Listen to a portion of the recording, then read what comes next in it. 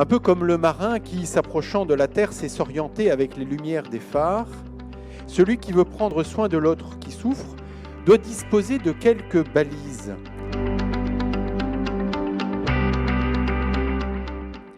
D'abord, chercher la juste proximité. C'est celle qui permet d'aider l'autre sans le posséder, sans le contraindre, sans faire des choses à sa place. La compassion est le contraire de la confusion. Reconnaître la souffrance, lui donner sa place, contribue à ce qu'elle ne prenne pas toute la place. Aller vers plus de présence à l'autre, ça n'est pas le guérir du poids de son humanité, mais c'est l'aider à peut-être davantage le porter. Ensuite, être attentif à sa façon d'écouter. De façon simple, on peut dire qu'écouter permet à l'autre de prendre conscience de soi. Ce qui étouffe celui qui veut être écouté, et combien les aidants en sont témoins, c'est de ne pas parvenir à dire ce qu'il est en train de vivre. La véritable écoute offre une attention toute singulière à un être unique.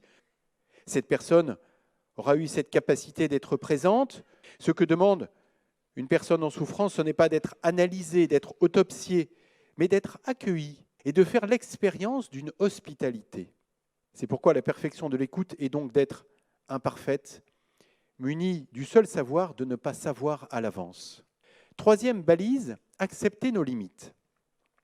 Je parle là des limites psychologiques, émotionnelles et aussi des limites physiques.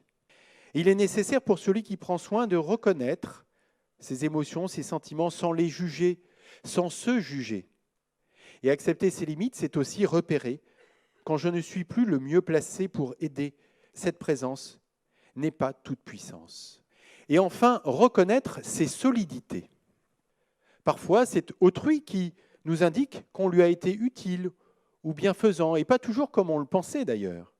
Si cela peut m'aider, je peux faire mémoire des merci qui m'ont été adressés, par exemple, cette dernière semaine. Et moi, à quelles occasions ai-je été aidé ? Une parole, un coup de main, un livre, une présence, une petite attention ? N'oubliez pas de remercier.